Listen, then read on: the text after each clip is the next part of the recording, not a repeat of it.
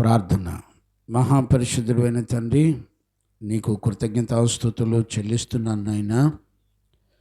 ఈరోజు ఈ పునరుద్ధాన దినాన నీ పిల్లలమైన మమ్మల్ని అందరినీ కృపతో జ్ఞాపకం చేసుకున్న నీ ప్రేమను బట్టి స్తోత్రాలు.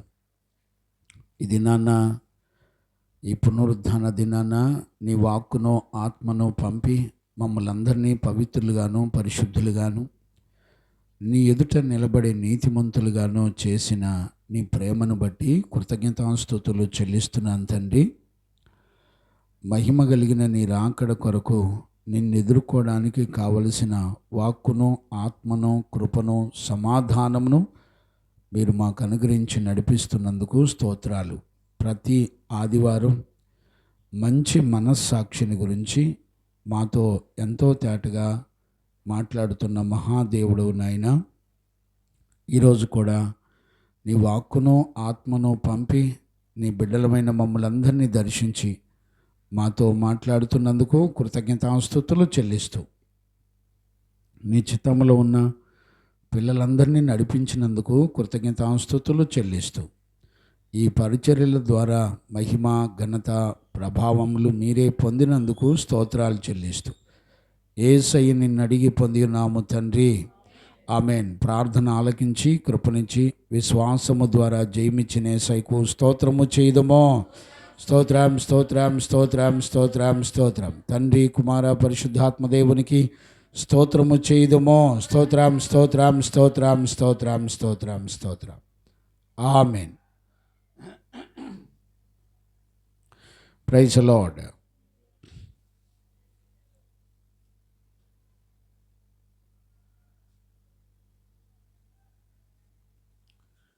మన ప్రభు అయిన యేసయ్యకు మహిమ ఘనత ప్రభావములు కలుగునగాక. ఆమెన్. చూడండి నాన్న, మనందరూ ఇంచుమించుగా ఇది 7వ సెక్షను. ఈ 7వ సెక్షన్లో మంచి మనస్సాక్షిని గురించి పరిశుద్ధుడైన దేవుని చేత మనందరం కూడా బోధించబడి నేర్చుకుంటూ ఉన్నాము. మనం లాస్ట్ సెక్షన్లో మంచి మనస్సాక్షి కలిగి లేకుండా మనల్ని అడ్డగించేది ఒక చిన్న విగ్రహము మనలను బలహీనపరిచి అపవిత్రపరుస్తుంది అని పరిశుద్ధ లేఖనాల్లో మనందరం కూడా చూసాం. బలహీనపరచబడి మరి అపవిత్రపరచబడేటువంటి పరిస్థితులు దేవుడు అవన్నీ మన జీవితంలో చూస్తున్నాడు అనేటువంటి సంగతి మనం చూసాం. ఈ రోజుల్లో మంచి మనస్సాక్షిని అపవిత్రపరిచి బలహీనపరిచే విగ్రహాలను మనం తొలగించుకోవాలి. ఈ రోజున దేవుని సన్నిధికి విలువిచ్చేవాళ్ళు చాలా తక్కువ. పునరుద్ధానపు బల్లారాధన అనేది చిన్నది కాదు. ఇది మరలా క్రీస్తును జ్ఞాపకం చేసుకొని ఆయన యందు జీవించడానికి, ఆయన మన యందు జీవించడానికి అంగీకరించినటువంటి జీవితానికి గుర్తు. ఈ రోజున యేసుక్రీస్తు అనంటే నిత్య జీవము అని అర్థం. మరణము లేని జీవితాన్ని అనుగ్రహించేవాడు ప్రభువైన యేసుక్రీస్తు. ఈ మరణాన్ని చంపాలంటే శరీరం శ్రమ పడాలి. చూడండి, ఈ రోజుల్లో శరీరాన్ని శ్రమపరుచుకునే వాళ్ళు ఎవరు లేరండి. నేనేమంటానంటే, ఏదైనా ఒక ఆత్మ సంబంధమైన జీవితం చేయాలంటే దేవుడు నీ దేహానికి అనుమతి ఇవ్వాలి. ఆయన అనుమతి ఇస్తే నీ దేహం కష్టపడుతుంది. నీ దేహం విశ్వాసాన్ని కాపాడుకుంటుంది. ఒకవేళ నీ దేహం విశ్వాసాన్ని కాపాడుకోలేకపోతుంది అని అంటే దేవుడు నీకు తోడుగా లేడు, దేవుడు నీకు సహాయం చేయటం లేదు అని అర్థం. మీరేమనుకుంటున్నారంటే నేను భక్తిని చేయగలిగినంత వరకు చేస్తున్నాను అని అనుకుంటున్నారు. భక్తిని ఎప్పుడు కూడా మనం చేయగలిగితే చేసేవి కావు. మరలా చెప్తున్నాను, మనం భక్తిని చేయగలిగే విధంగా చేసేది కాదు. చూడండి, ఈ ఆరాధనకు రావడానికి తెల్లవార్లు రోడ్ల మీద నిలబడి కాలువలు వరదలు పొంగుతుంటే చుట్టుపక్కలంతా కూడా పొంగుతున్న పరిస్థితుల్లో తిరిగి తిరిగి తెల్లవార్లు నిద్ర లేకుండా శరీర బలహీనతల్లో దేవుని మందిరానికి వచ్చినటువంటి పిల్లలు ఉన్నారు. కొంతమంది దూర ప్రయాణంలో వాళ్ళు ఎంతోమంది బంధువులు చుట్టాలు ఆటంకాలు పెట్టినా నష్టంగా ఎంచుకొని దేవుని సన్నిధికి వచ్చిన పిల్లలు ఉన్నారు. కొంతమంది నిర్లక్ష్యం చేత పరిస్థితులు పోరాడి దేవుని సంకల్పం ప్రకారంగా నిలబడాలి అనుకునే వాళ్ళు లేరండి. మనందరం కూడా చాలా జాగ్రత్తగా అర్థం చేసుకోవాలి. ఎంత నిర్లక్ష్యం అంటే, నిర్లక్ష్యం అనేది చాలా భయానకమైన, పాపం కంటే ప్రమాదకరమైనది నిర్లక్ష్యం.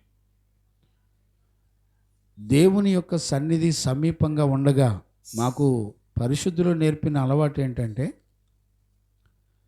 నియమకు కూటం ఉంది అనంటే, పరిశుద్ధుల సహవాసం ఉంది అనంటే, ఎంత గాలి తుఫాన్లోనైనా జోరున వర్షంలోనైనా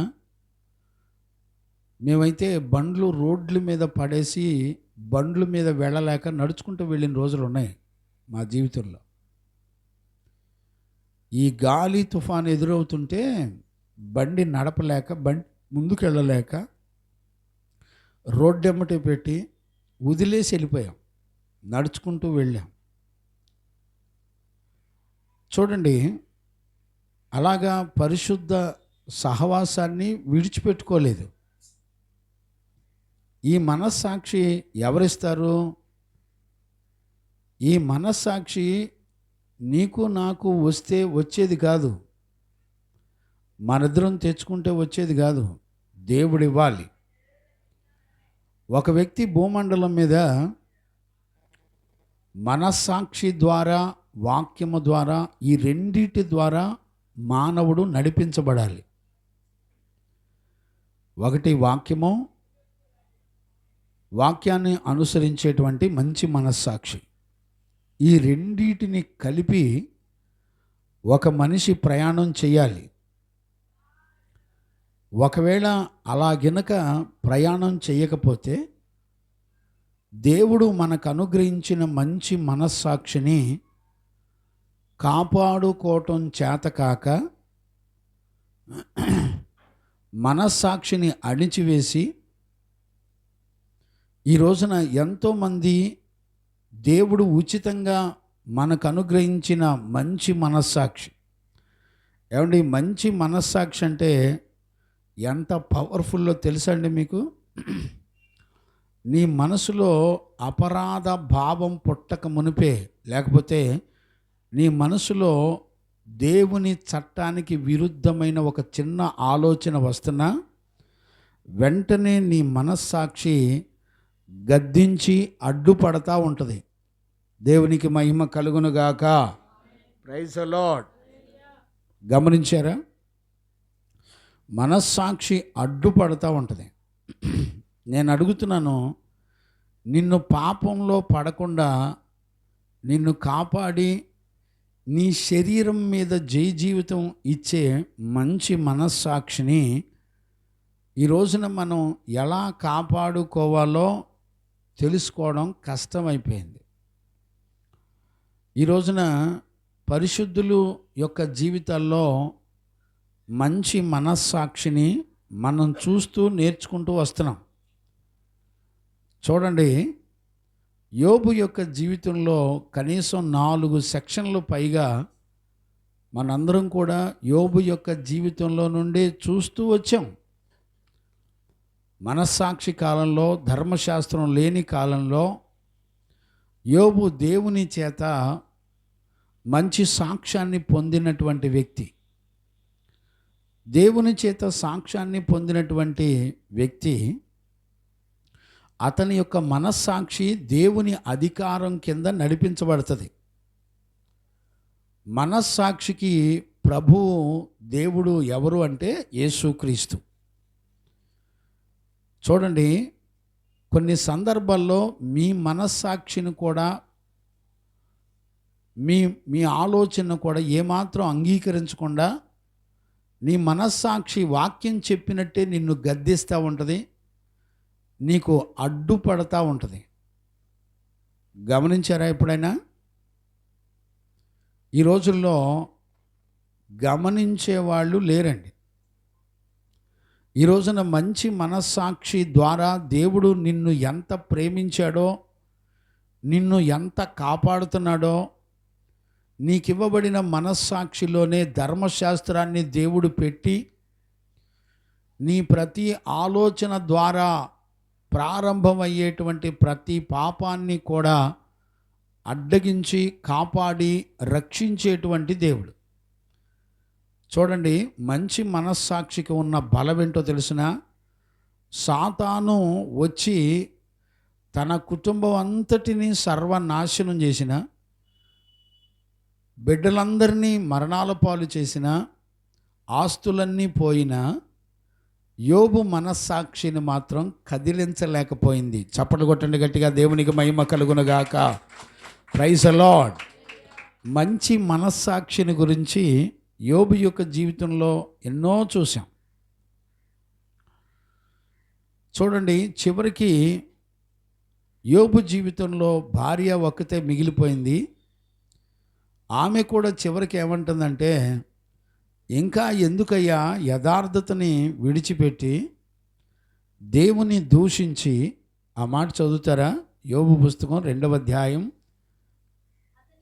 10వ వచనం.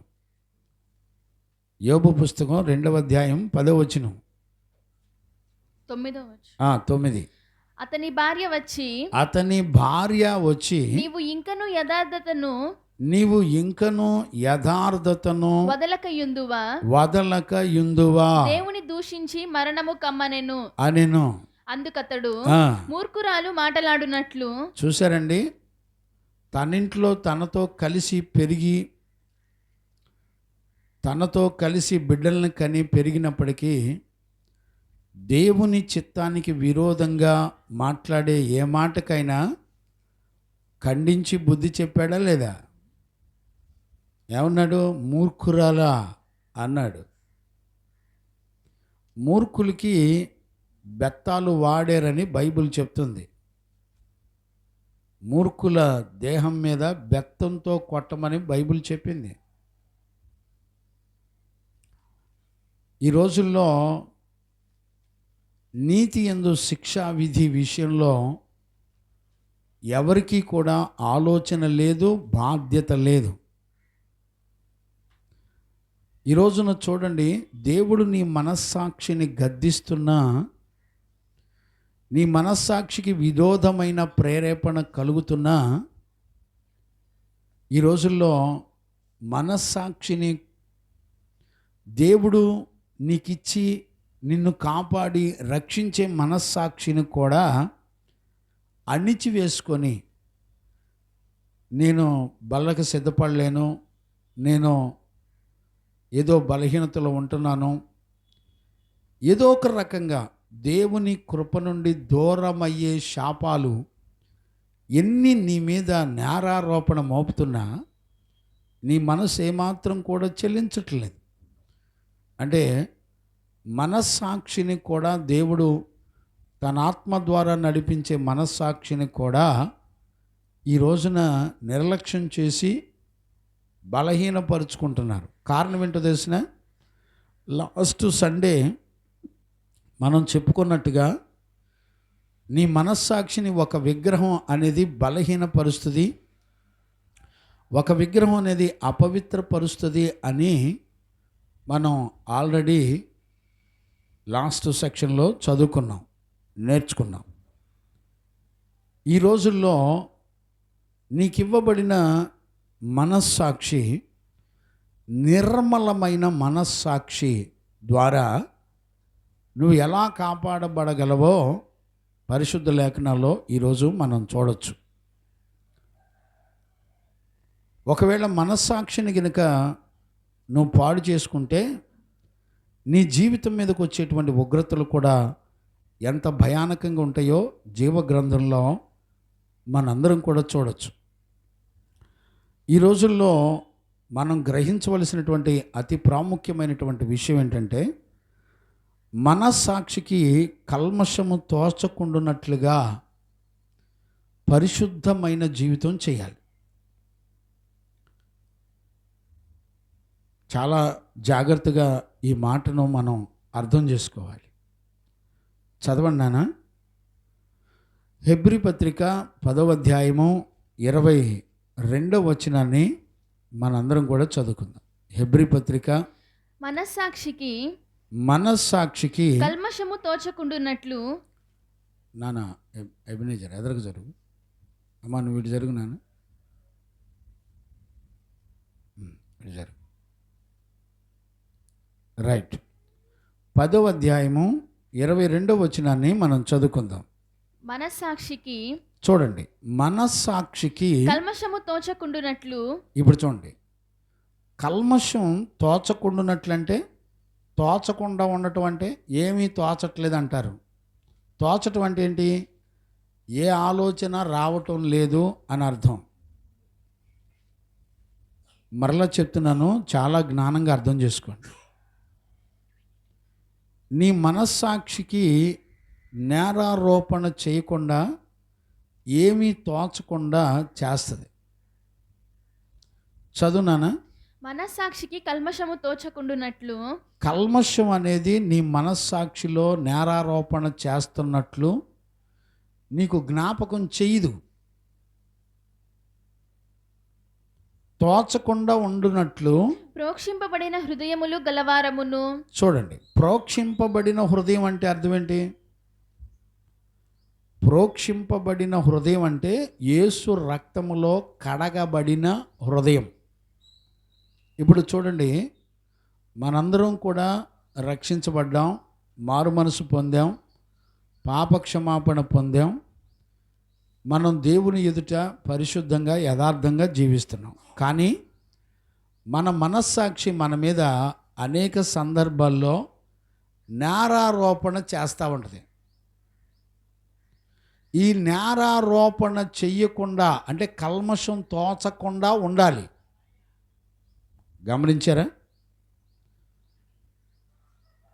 కల్మషం తోచకుండా ఉండాలి. నాన్న మొహం కడుక్కో, కాసేపు కొంచెం వెళ్ళి మొహం కడుక్కో దానిలయ్య.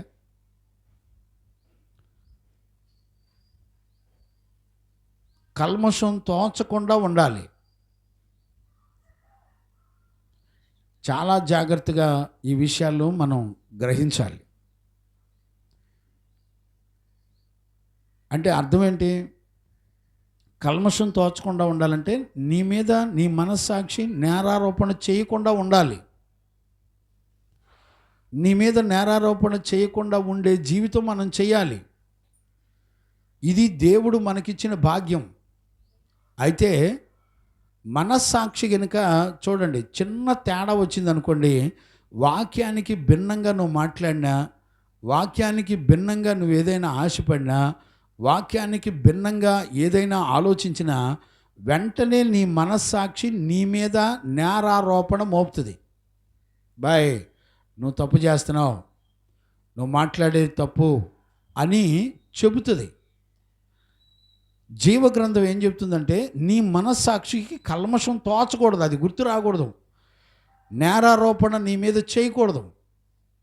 చేయకుండా ఉండాలి అంటే నువ్వు ఆల్రెడీ కడగబడ్డావు. కడగబడిన తర్వాత, రక్షించబడిన తర్వాత మరలా నీ మనస్సాక్షి నేరారోపణ మోపుతుంది అని అంటే నువ్వు నీ మనస్సాక్షిని, నీ హృదయంలో పెట్టిన వాక్యాన్ని, ఈ రెండింటినీ నువ్వు నిర్లక్ష్యపరుస్తున్నావు అని అర్థం. గమనించారా? నిర్లక్ష్యపరచకూడదు. అంటే నెమ్మదిగా నీ మనస్సాక్షికి కల్మషం తోచుతూ ఉంటుంది, అంటే నేరారోపణ జరుగుతూ ఉంటుంది. ఈరోజు దేవుని వాక్యాన్ని వింటున్న దేవుని పిల్లరా, యోబుకు తన మనస్సాక్షిలో భార్య అయినా భర్త అయినా పిల్లలైనా విరోధంగా మాట్లాడినప్పుడు ఎక్కడా కూడా రాజీ పడలా.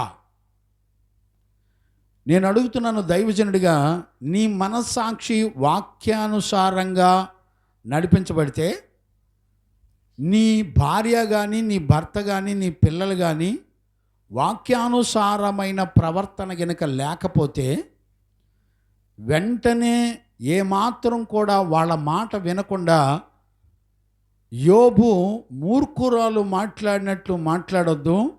యెహోవా ఇచ్చెను, యెహోవా తీసుకొనెను, యెహోవాకు స్తుతి కలుగును గాక.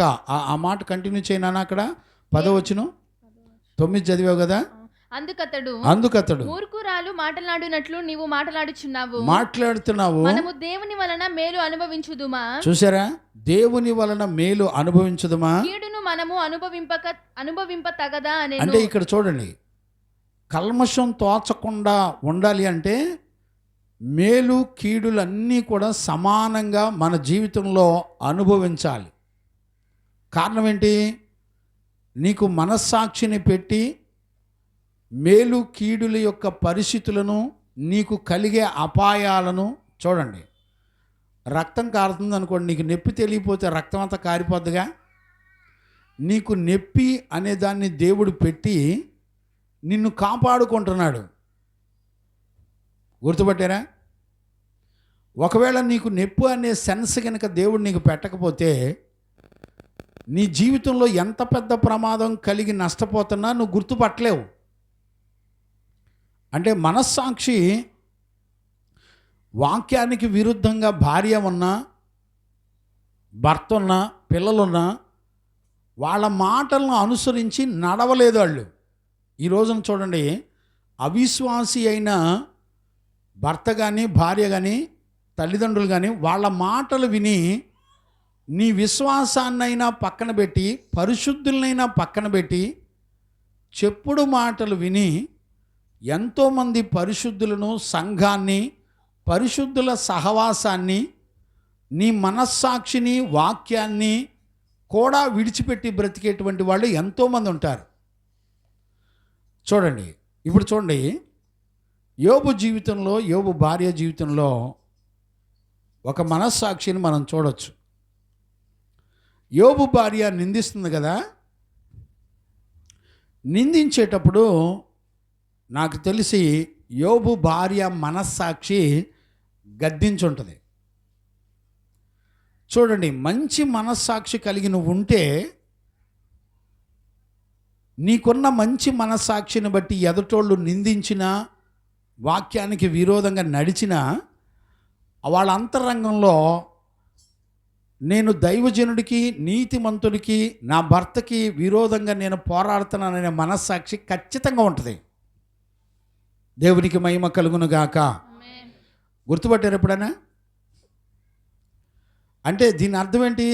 నీ జీవితంలో వాక్యాన్ని అనుసరించి నడిచే ఒక మంచి మనస్సాక్షి కలిగి ఉంటే నీ మీద వేరే వాళ్ళు నేరారోపణ మోపినా వాళ్ళ మనస్సాక్షిని దేవుడు పెట్టి వాళ్ళను గద్దిస్తూ ఉంటాడు. ఇదిగో, ఏ నోరైతే నీ మీద నేరారోపణ మోపిందో ఒక రోజున అదే నోరు నీ గురించి సాక్ష్యం ఇస్తుంది. అయ్యా, పలానప్పుడు నేను కూడా భ్రమపడ్డాను, మోసగించబడ్డాను, ఇదిగో ఆయన జోలికి వెళ్ళొద్దు, ఆయన ఎప్పుడు చూసినా యథార్థంగా ఉన్నాడు, ఆయన ప్రారంభంలో అంతే ఉన్నాడు, నేటికి అలానే ఉన్నాడు, ఆయన ప్రవర్తనలో కానీ ఆయన క్రియల్లో కానీ ఏమాత్రం కూడా దోషారోపణ లేదు.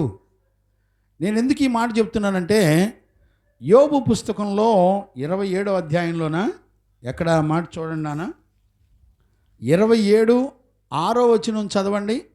యోబు పుస్తకం. నా నీతిని విడువక, ఇప్పుడు చూడండి, నా నీతిని విడువక గట్టిగా పట్టుకొందును. గట్టిగా నేను పట్టుకొందును. నా ప్రవర్తన అంతటి విషయములో 27వ అధ్యాయం 6వ వచనం చదువుకుంటున్నాం. నా ప్రవర్తన అంతటి విషయంలో నా హృదయము నన్ను నిందింపదు. చప్పట్లు కొట్టండి గట్టిగా, దేవునికి మహిమ కలుగును గాక. నా ప్రవర్తన అంతట్లో నా హృదయం ఏమాత్రం కూడా నిందించదు. ఇప్పుడు చూడండి, ఒక యథార్థపరుడు మంచి మనస్సాక్షి కలిగిన వాడు ఎలాగుంటాడు తెలిసిన? తన హృదయం దేవుని ఎదుట వాక్యానుసారంగా నడిపించుకుంటూ నింద లేనివాడిగా ఉంటాడు. ఇప్పుడు చూడండి, నీ మనస్సాక్షి కల్మషం తోచకుండా నిందారహితంగా, లేకపోతే నిర్మలమైన మంచి మనస్సాక్షి అనొచ్చు. నిర్మలమైన మనస్సాక్షి అంటే అర్థం ఏంటి? మచ్చ, డాగు, కళంకం లేకుండా పరిశుద్ధమైన, నిర్మలమైనదంటే స్వచ్ఛమైనది అని అర్థం. గమనించారా? అంటే మంచి మనస్సాక్షి నిర్మలమైన మనస్సాక్షి చేత నడిపించబడాలి. అంటే నీ మనస్సాక్షి, లేకపోతే నీ హృదయం, పాత నిబంధన కాలంలో మనస్సాక్షిని హృదయం అని కూడా మాట్లాడేవాళ్ళు. కొత్త నిబంధనకు వచ్చేపాటికి ఆ మంచి అంటే మనస్సాక్షికి సంపూర్ణతని ఇచ్చాడు. కొత్త నిబంధనలో డైరెక్ట్గా మనస్సాక్షి అని మాట్లాడడాన్ని మనం చూడవచ్చు. దేవునికి మహిమ కలుగును గాక. దాన్నే నిర్మలమైన మనస్సాక్షి అంటారు కొత్త నిబంధనలో. ఈ నిర్మలమైన మనస్సాక్షి నీ హృదయం నీ మీద నేరారోపణ మోపకుండా ఉంటే, అప్పుడు నీ మీద ఎవరైనా నేరారోపణ మోపితే వాళ్ళ మనస్సాక్షి వాళ్ళనే గద్దిస్తూ ఉంటుంది. నువ్వు అనవసరంగా నేరారోపణ మోపుతున్నావు, కానీ ఆయన దగ్గర ఎలాంటి తప్పు లేదు అని నీకు బోధిస్తూ ఉంటుంది. ఎప్పుడు? నీ హృదయం మంచి మనస్సాక్షి, లేకపోతే నిర్మలమైన మనస్సాక్షి కలిగి ఉంటే, అప్పుడు ఏమవుతుంది? నీలో ఉన్న ఆ నిర్మలమైన మనస్సాక్షి వేరొక జీవితంలో నుండి నీ కొరకు సాక్ష్యాన్ని పుట్టిస్తుంది. కొట్టు, చప్పట్లు కొట్టు గట్టిగా, దేవునికి మహిమ కలుగునుగాక. Praise the Lord. ఇప్పుడు నీ జీవితానికి ఒక బలమైన సాక్ష్యం ఉండి తీరాలి. ఇప్పుడు యోబు చేసిన పని అదే. యోబు తన మనసులో మంచి మనస్సాక్షి కలిగి ఉండి, ఒకవేళ ప్రేరేపించిన యథార్థతను విడిచిపెట్టి దేవుని దూషించి, చూడండి 2 పదాలు వాడింది, యథార్థతను విడిచిపెట్టడం, దేవుని దూషించటం. దేవుని ఎప్పుడు దూషిస్తాం మనం చెప్పండి? నువ్వు అనుకున్న మేలు నీకు జరగకుండా, నీ పిల్లలకో నీ కుటుంబంలో ఏదైనా రోగాలు, శ్రమలు వచ్చి ఒకవేళ మరణించినప్పుడు నీ మనస్సాక్షి ఏమంటుంది? దేవుణ్ణి ఎందుకు నమ్మేవరా? లోకంలో ప్రజలందరూ చూడు ఎంత చక్కగా తిని తాగి సుఖభోగాలతో దర్జాగా బతుకుతున్నారు అని అంటది. కానీ నీ మంచి మనస్సాక్షి ఒక్క మాట కూడా మాట్లాడకుండా యోబులాగా ఉంటే, యోబుకు మరలా పోగొట్టుకున్నవన్నీ కూడా 2 దేవుడిచ్చాడు. దేవుడికి మహిమ కలుగునుగాక. Praise the Lord. అంటే నిర్మలమైన మనస్సాక్షి కలిగి ఉన్నప్పుడు సాక్ష్యం పొందటమే కాకుండా, ఇతరుల దగ్గర, నిన్ను దూషించిన వాళ్ళ దగ్గర సాక్ష్యం పొందటమే కాకుండా, నీ జీవితంలో విశ్వసించి పోగొట్టుకొని నష్టపోయినవన్నీ కూడా తిరిగి మరలా దేవుడు నీకు అనుగ్రహిస్తాడు. అంటే ఒక కుమారుని పోగొట్టుకుంటే ఆత్మ సంబంధమైన బిడ్డలను నీకు అనేక మందిని దేవుడు తీసుకొచ్చి ఇస్తాడు. దేవునికి మహిమ కలుగునుగాక. Praise the Lord. ఇది అతి శ్రేష్టమైన దేవుని వలన మనకు అనుగ్రహింపబడిన భాగ్యము. ఉచితంగా దేవుడు మనకు మనస్సాక్షిని పెట్టి, మనస్సాక్షి కేవలం నీ మాట కూడా విందవు, కేవలం ప్రభు మాటే వింటుంది. ఎందుకని? ప్రభు వలన అనుగ్రహించబడింది మంచి మనస్సాక్షి, నిర్మలమైన మనస్సాక్షి, కల్మషం తోచని మనస్సాక్షి. గుర్తుపట్టారా? ఈరోజు ఉదయకాలంలో ఒకవేళ మనం ఇలాంటి మనస్సాక్షిని గనక కలిగి లేకపోతే, దేవుడు మనకిచ్చిన మనస్సాక్షిని గనక కాపాడుకోలేకపోతే, మన పరిస్థితి చాలా భయానకంగా ఉంటుంది. చూడండి, మీకు దావీదు గురించి మరలా నేను కొంచెం జ్ఞాపకం చేయాలని నేను ఆశపడుతున్నాను. దావీదుకి మంచి మనస్సాక్షి ఉన్న దినాల్లో, అంటే మంచి మనస్సాక్షిని పాడు చేసుకున్న దినాలు కూడా దావీదు జీవితంలో ఉన్నాయి. అలాగే మంచి మనస్సాక్షిని కాపాడుకొని బ్రతికిన దినాలు కూడా ఉన్నాయి. మంచి మనస్సాక్షిని కాపాడుకొని జీవించిన దినాల్లో దావీదు ఎలాగున్నాడు తెలిసిన? చూడండి, రాజు అయ్యాడు, వేల మంది ప్రజలకు మాదిరిగా ఉన్నాడు, శత్రువులను సహితం ప్రేమించేవాడిగా ఉన్నాడు. గమనించండి, శత్రువులను ప్రేమించి సహించుకొని ప్రేమించటం అనేది చాలా కష్టమైనటువంటి విషయం. దావీదు జీవితంలో మనం చూస్తే ఒక అనుభవాన్ని నేను జ్ఞాపకం చేస్తాను. చూడండి నాన్న, 1 సమూయేలు పుస్తకం 24వ అధ్యాయం 3 నుంచి 6 వచనాల వరకు మనం చదువుకోవచ్చు.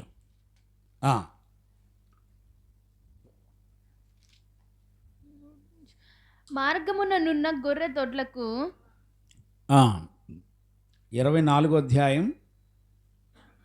3 నుంచి. మార్గముననున్న గొర్రె దొడ్లకు అతడు రాగా అక్కడ గుహ ఒకటి కనబడెను. ఇప్పుడు చూడండి, ఇక్కడ జరిగే సిచ్యువేషన్ మీకు కొంచెం చెప్తాను, మీకు అర్థమవుద్ది, ఆ నడక అర్థమవుద్ది. దావీదు అరణ్యంలో ఉన్నాడు, పారిపోయి సౌలు రాజు తరుముతుంటే పారిపోయి తిరుగుతూ ఉన్నాడు. అదే సమయంలో సౌలు కూడా అక్కడ దగ్గరలోనే దావీదును పట్టుకొని తిరుగుతున్నాడు. వీళ్ళిద్దరూ ఒకళ్ళకి తిరగకుండా ఒకళ్ళు పక్కపక్కనే ఉన్నారు, అది తెలీదు. అంటే గుహ బయటేమో దావీదు ఉన్నాడు, గుహ లోపలేమో సౌలు రాజు ఉన్నాడు. వీళ్ళిద్దరూ ఒకరినొకరు చంపుకోవడానికి, అంటే క్షమించండి, దావీదు చంపడానికి తిరగట్లేదులే, సౌలు దావీదును చంపడానికి తిరిగే సమయం అది. ఒక రోజున దావీదు ఎక్కడో ఒక చోట దాక్కొని నాకు తెలిసి వాష్రూమ్కో దేనికో పక్కకి వెళ్ళి సందులోకి వెళ్ళడానికి వెళ్ళినట్టుగా ఓ గుహ లోపలికి వెళ్ళాడు దావీదు. ఆ విషయాలు ఇక్కడ చదువుతున్నాం మనం.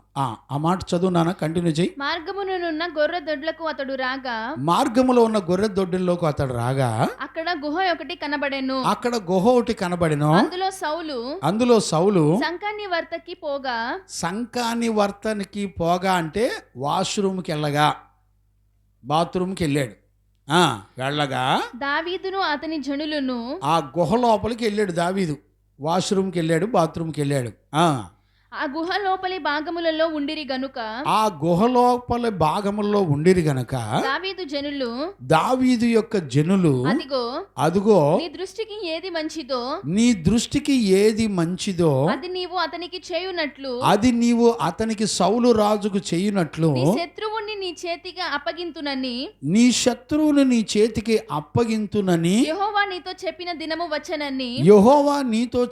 దినము వచ్చెనని అతనితో అనగా దావీదు లేచి వచ్చి సౌలునకు తెలియకుండా.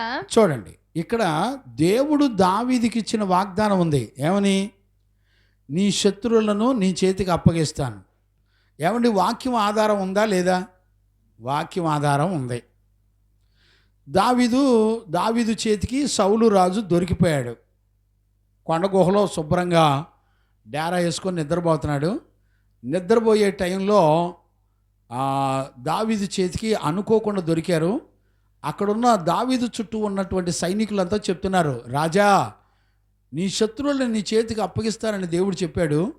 ఎగ్జాక్ట్లీ కరెక్ట్గా వాక్యానుసారంగా సౌలు దొరికాడు, నీ మనసుకు తోచినట్టు చేసేయి అన్నారు. మధ్యలో మనసు ఎందుకండి? వాక్యం ఆధారం ఉందిగా, వాక్యం చెప్తుందిగా, మధ్యలో మనసు ఎందుకు? ఆలోచించారా? అంటే దేవుని నీతి చట్టం గురించి దావీదుకు తెలుసు, దావీదు పక్కన ఉన్న సైనికులకి తెలుసు. ఇప్పుడు పరిస్థితులు దేనికి అప్పగించబడ్డాయి? వాక్యం చెప్పినట్టుగా నీ శత్రువులను దేవుడు నీ చేతికి అప్పగిస్తాడనేది వాక్యం పక్కన ఉంది. ఇప్పుడు మనస్సాక్షికి నీ ఇష్టం అంటున్నారు సైనికులు. నీ ఇష్టం, నీకు తోచినట్టుగా చెయ్యి, చంపేయి, నీకు దొరికింది ఛాన్సు, నీ శత్రువుని సంహరించు అని చెప్తున్నారు. ఓకే, కంటిన్యూ చేయనా? దావీదు లేచి వచ్చి సౌలునకు తెలియకుండా అతని పై వస్త్రపు చెంగు కోసాడంట. సౌలు పై వస్త్రమును తాను కోసెనని దావీదు మనస్సునొచ్చి గుర్తుపట్టారా? వాక్యం పక్కనున్న వాక్యాన్ని దేనికి టాలీ చేయాలి? మనస్సాక్షి వాక్యం రెండు కలవాల.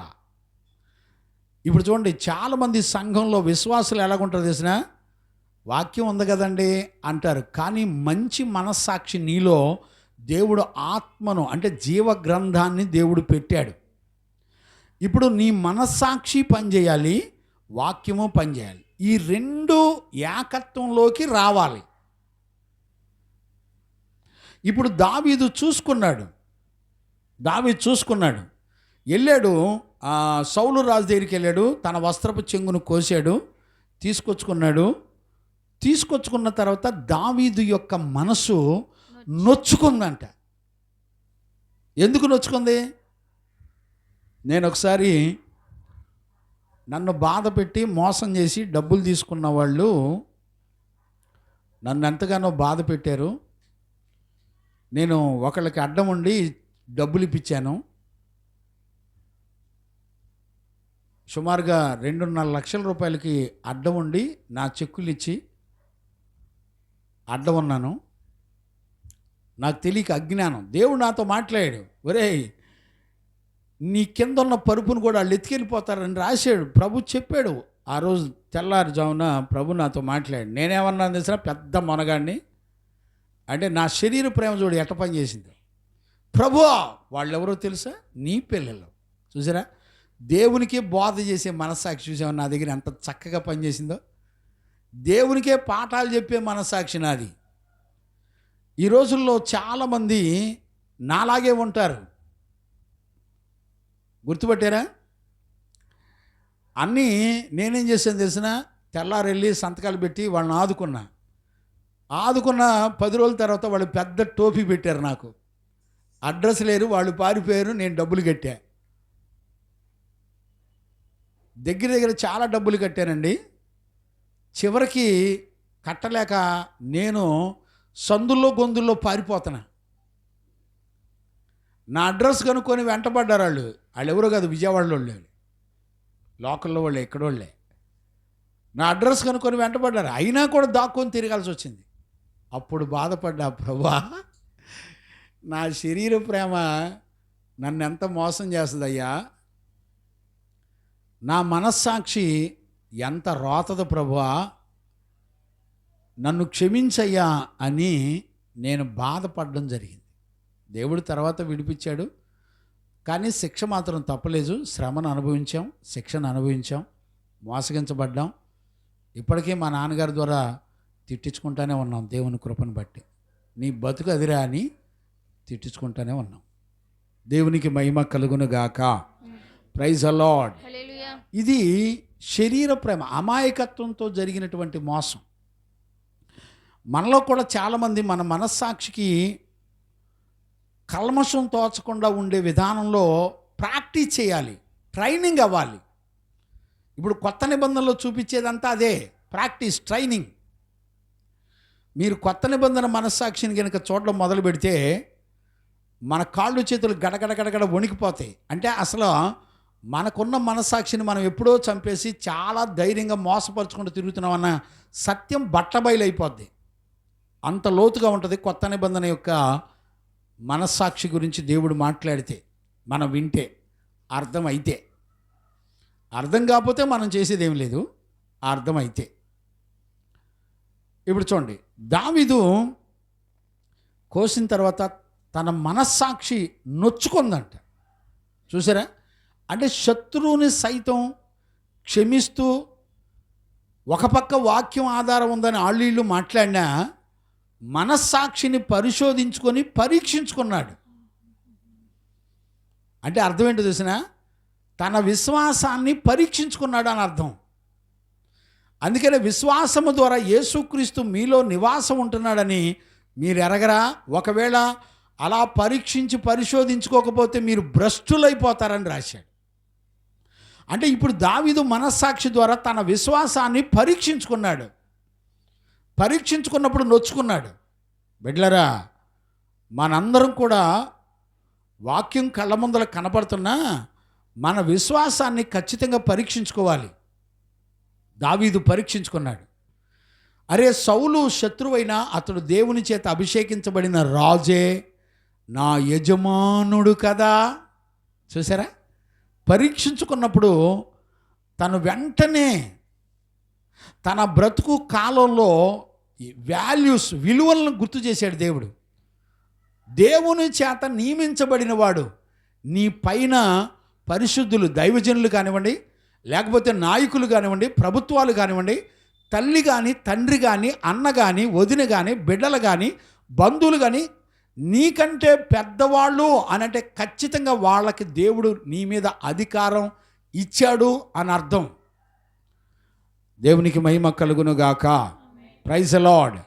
ఇప్పుడు దావీదు ఆలోచించుకున్నాడు, నా పైన రాజుగా ఉంచింది దేవుడు కదా, దేవుని చేత రాజుగా నియమించబడిన వానిని నేను చంపొచ్చా, నేను అవకాశాన్ని వినియోగించుకోవచ్చా అని తన్ను తాను తగ్గించుకొని మనస్సాక్షికి లోబడ్డాడు. దేవునికి మహిమ కలుగునుగాక.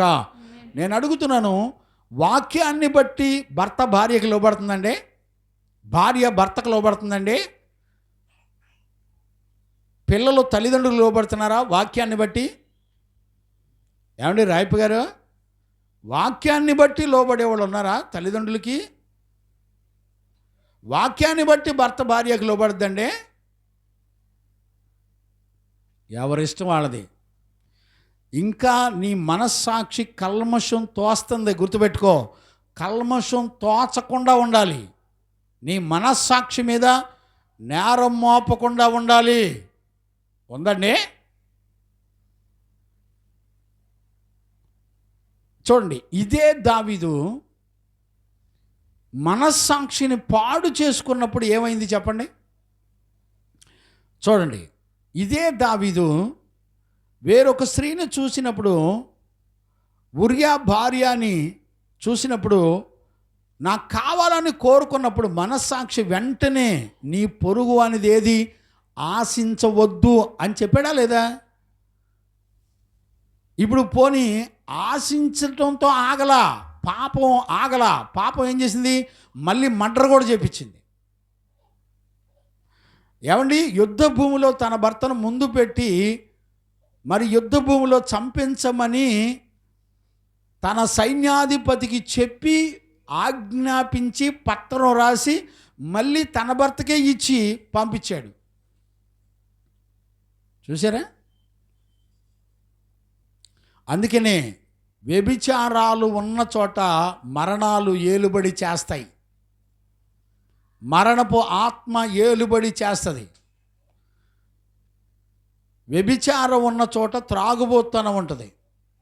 త్రాగుబోత్తనం ఉన్న చోట తిండిబోత్తనం ఉంటుంది. చూడండి, తిండిబోత్తనం, త్రాగుబోత్తనం, వ్యభిచారం, ఈ మూడు కలిసి ఉంటాయి. ఈ మూడు కవ్వాలు పిల్లలు. ఒకటి ఉంటే ఒకటి ఉండదని ఉండదు. ఈ మూడిట్లో ఎవరిలో ఒక్కటున్నా ఈ మూడు కలిసి పనిచేస్తాయి. తిండిబోత్తనం పనిచేస్తుంది, వ్యభిచారం పనిచేస్తుంది, తాగుబోత్తనం పనిచేస్తుంది. ఈ మూడు ఒక వస్తువు కొంటే రెండు వస్తువులు ఫ్రీ అన్నట్టుగా కలిసి ఉంటాయి. ఈ మూడిట్లో ఒకటి ఉందంటే మిగతాయి ఖచ్చితంగా ఉన్నట్టే. గమనించారా? ఇప్పుడు దావీదు ఏమైపోయాడు చెప్పండి? ఈ మూడిట్లో చిక్కుపోయాడు. అంతేకాకుండా ఈ మూడు ఉన్నవాళ్ళు మర్డర్ కూడా చేస్తారు. అంటే ఎదుటి వాళ్ళని చంపించేస్తారు. ఇప్పుడు చూడండి, ఎన్నైనా 4 అయినాయి. ఇప్పుడు చూడండి, ఇలాంటి బ్రతుకుతున్న వాళ్ళ జీవితంలో జరిగేది ఏంటో తెలిసిన, తన శాపం తన పిల్లల మీదకి వచ్చేసింది. దావీదు యొక్క మనస్సాక్షి చెప్పినా కూడా లోబడకుండా తన ఇష్టానుసారంగా బ్రతికినప్పుడు, ఒక్క సందర్భంలో మనస్సాక్షి మాట వినకుండా తిరుగుబాటు చేసినందుకు దావీదు యొక్క జీవితంలో అతను చనిపోయే వరకు దుఃఖం, శ్రమ వెంటాడుతూనే ఉంది. ఈ రోజున మనం పరీక్షించుకుంటే మనస్సాక్షిని ఎన్నిసార్లు చంపేసుకున్నాం. మనస్సాక్షి చెప్పిన మాట వినకుండా మన స్వనీతి మీద ఆధారపడి ఎన్నిసార్లు తిరుగుబాటు చేస్తూ బతికాం. చూడండి, దేవుని ఆత్మ ఎన్నోసార్లు, ఇదిగో ఈ మందిరానికి వెళ్ళండి, వాక్యం మంచిగా ఉంటుంది, దైవజనుడు నిన్ను గద్దిస్తాడు, దిద్దుబాటు చేస్తాడు, పరిశుద్ధపరుస్తాడు, నిన్ను నీతిమంతుడిగా చేసి దేవుని ఎదుట నిలబెడతాడని చాలామందితో దేవుడు తన మనస్సాక్షి ద్వారా మాట్లాడిన, దేవుని మందిరానికి రాకుండా గర్విష్ఠులై వాళ్ళకు తోచిన, వాళ్ళకు మంచిగా తీయటి మాటలు చెప్పే వాళ్ళ దగ్గరికి ఎంతమంది వెళ్ళేవాళ్ళు లేరు? జీవ మార్గం చాలా ఇరుకైన మార్గం. ఇరుకు మార్గంలో అందరూ ప్రవేశింపరు. ఇప్పుడు చూడండి, ఒంగోలు నుంచి పిల్లలు వస్తే కొంతమంది అంటారు, ఎందుకయ్యా అంత దూరం నుంచి పిల్లలు రావటం, ఎంత బాధపడతారు అని అనేవాళ్ళు ఉండకపోరు. ఇప్పుడు చూడండి, హుజూర్ నగర్ నుంచి పిల్లలు వచ్చారు, బస్సులు లేవు, వరదలు, తెల్లవారులు బస్ స్టాండ్లో నుంచొని తెల్లవారుజామున 3ంటికి బస్సు వస్తే ఎక్కువచ్చారు. పగలంతా పనులు చేసుకుంటూ ఎక్కువచ్చారు. ఎందుకని? వాళ్ళ మనస్సాక్షి పరిస్థితులకు భయపడలా. వాళ్ళ మనస్సాక్షి నిర్మలమైనది. చూడండి, కల్మషం తోచని మనస్సాక్షి ఎన్ని శ్రమలు వచ్చినా వాళ్ళ ఆలోచన విధానం మారదు. దేవునికి మహిమ కలుగునుగాక. అవసరమైతే ప్రాణానైనా పోగొట్టుకొని నష్టపరుచుకుంటారు, కానీ ఎక్కడా కూడా దేవుని యొక్క నియమానికి విరుద్ధంగా వాళ్ళు నడవరు. గుర్తుపట్టారా? అందుకనే దావీదు నిన్నటి దినాన మన శుద్ధీకరణ కూటాల్లో 69వ కీర్తనలో చదువుకున్నప్పుడు, భక్తిహీనుల మాటలకు, వాళ్ళ మాటలు విని జీవమగల దేవుని విడిచిపెట్టలేదంట దావీదు. చూసారా?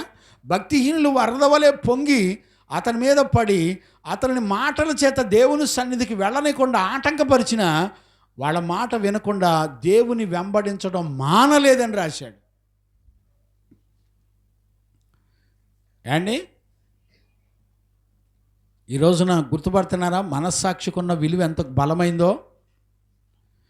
మీకు ఒక చూడండి, దావీదు జీవితంలో కొడుకులు చచ్చిపోయారు, అదే వ్యభిచారం పిల్లల్లో పనిచేసింది, అదే మర్డర్ చేయటం, ఒకళ్ళనొకళ్ళు అన్నదమ్ములు పొడుచుకొని చచ్చారు, పిల్లల కుటుంబం అంతా సర్వనాశనం అయిపోయింది. ఎందుకు? మనస్సాక్షి గద్దించిన మాటకు చోటివ్వలా, వాక్యానికి చోటివ్వలా, మనస్సాక్షికి చోటిలా. ఈ రెండింటిని విడిచిపెట్టేశాడు దావీదు. గుర్తుపట్టారా? ఎంత ప్రమాదం గుర్తుపట్టండి. మీకు ఒక విషయం చెప్పనా? ఈ రోజున బైబిల్లో ప్రొటెస్టెంట్ బైబిల్ అని ఈ రోజున మనందరం చదువుకుంటున్నాం కదా. ఈ బైబిల్ అంతా కూడా బయటికి రావటానికి ప్రథమ కారణం ఎవరో తెలిసిన? Martin Luther. ఈ మార్టిన్ లూథర్ గారి విషయం మీకు ఒక సంఘటన చెప్తాను నేను. ఇది ఎప్పుడు జరిగిందంటే 1526లోనో ఎప్పుడో జరిగింది. సుమారుగా నాకు జ్ఞాపకం లేదులే, 1500 సంవత్సరంలో జరిగిన సంఘటన. 1526 మే నెలలోనే ఎప్పుడో జరిగిన సంఘటన. ఆ రోజుల్లో ఏం జరిగిందంటే, ఆర్సిఎం రోమన్ క్యాథలిక్ నుండి ఆ రోజుల్లో వాక్యం పాస్టర్సే అంటే ఫాదర్లే చదివి ఏం చేసేవాళ్ళు అంటే, బయటకు వచ్చి ఒక వాక్యం చెప్పేవాళ్ళు, ఆ వాక్యానికి కానుకిమ్మని వాక్యానికి రూపాయి చొప్పున కలెక్ట్ చేసుకునేవాళ్ళు. అంటే దేవుని వాక్యాన్ని వ్యాపారానికి అమ్మేవాళ్ళు. డబ్బులకు అమ్మేవాళ్ళు, అంటే వ్యాపారం చేసుకొని డబ్బులు సంపాదించుకొని ప్రజలకు నీతి వాక్యం చెప్పి ఆ నీతి వాక్యానికి తగిన వాల్యూ మూలం చెల్లించాలని వాళ్ళ దగ్గర డబ్బులు తీసుకునేవాళ్ళు. అలాంటి పరిస్థితుల్లో ఉన్నప్పుడు మార్టిన్ లూథర్ యొక్క హృదయాన్ని దేవుడు ప్రేరేపించి మార్టిన్ లూథర్ వెళ్ళి జీవగ్రంథాన్ని ఇది బాగా చదివి, ఆయన రహస్య ప్రదేశంలోనే బైబిల్ మొత్తాన్ని చదివి, ఇది సకల ప్రజలందరికీ చెందవలసిన జీవగ్రంథాన్ని దాచిపెట్టి డబ్బులకు అమ్మి మోసం చేస్తున్నారని మార్టిన్ లూథర్ బయటకు వచ్చి ఆ జీవగ్రంథాన్ని మొత్తాన్ని రాసి ఉచితంగా ప్రజలందరికీ పంచిపెట్టడం మొదలుపెట్టాడు. ఇటలీలో, రోమాలో, చుట్టుపక్కల దేశాలన్నిటిల్లో కూడా మార్టిన్ లూథర్ ఈ బైబిల్లో ఉన్న సత్యాలను ప్రజలకు ఉచితంగా కరపత్రాల్లో రాసి పంచిపెట్టడం స్టార్ట్ చేశాడు. అట్లా స్టార్ట్ అయింది ఏది, కరపత్రాలు పంచడం. అలా కరపత్రాలు పంచినప్పుడు ఈ రోమన్ క్యాథలిక్ వాళ్ళు, రోమన్ రాజ్యం వాళ్ళు, ఇటలీ దేశం యొక్క రాజ్యం వాళ్ళు, రోమన్ రాజ్యం వాళ్ళు, వీళ్ళందరూ కలిసి మార్టిన్ లూథర్ని ఒక రోజున పిలిచి, బాబు నువ్వు పలానా చోటకి రా, నీతో మాట్లాడాలంటే మార్టిన్ లూథర్ని అడిగాడు, మీరు నన్ను క్షేమంగా తిరిగి రిటర్న్ పంపిస్తానంటే వస్తా మీ దగ్గరికి, లేకపోతే రాను. వాళ్ళు ఏమన్నారంటే, మేము పిలిచినప్పుడు వచ్చి మా దగ్గరికి వచ్చి మా తప్పు అయిపోయింది, నేను ఇలా బైబిల్లో ఉన్న సత్యాలు మరి అబద్ధాలు నేను బయటికి చెప్పానని, నేను చేసింది తప్పు అని నువ్వు ఒప్పుకో అని పిలిపించారు. పిలిపించినప్పుడు మార్టిన్ లూథర్ వెళ్ళి వాళ్ళందరి మధ్య నుంచోని ఏమని చెప్పాడు తెలిసిన, దేవుని వాక్యము ఉన్నది ఉన్నట్టుగా నేను కరపత్రాల్లో రాసి పంచిపెట్టాను. ఇందుకు నా మనస్సాక్షి ధైర్యంగా సాక్ష్యమిస్తుంది. వాక్యము నా మనస్సాక్షి రెండూ కూడా ఏకీభవించి నడిపించబడుతున్నాను నేను. అందుచేత నేను వాక్యానికి నా మనస్సాక్షికి భిన్నమైన దానిని నేను ఎన్నడూ కూడా మాట్లాడను అని ఎదిరించాడండి.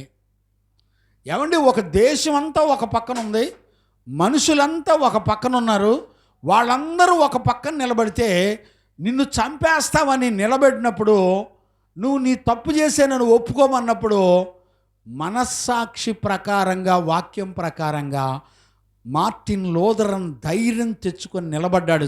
చప్పట్లు కొట్టు గట్టిగా, దేవునికి మహిమ కలుగునుగాక. Praise the Lord.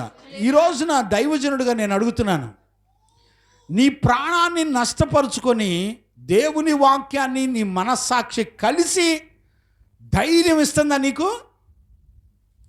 ఈ రోజున వాక్యాన్ని పక్కన పెట్టి నీ వెండేంటో, నీ బంగారం ఏంటో, నీ డబ్బులేంటో, నీ ఎచ్చులేంటో, నీ గ్రానైట్ రాళ్ళేంటో, నీ టేకు తలుపులేంటో, నీ ఎర్రతోలేంటో, నీ అందం ఏంటో, నీ మోసం ఏందో, నీ బతుకుకి నీకే అర్థం కావాలి.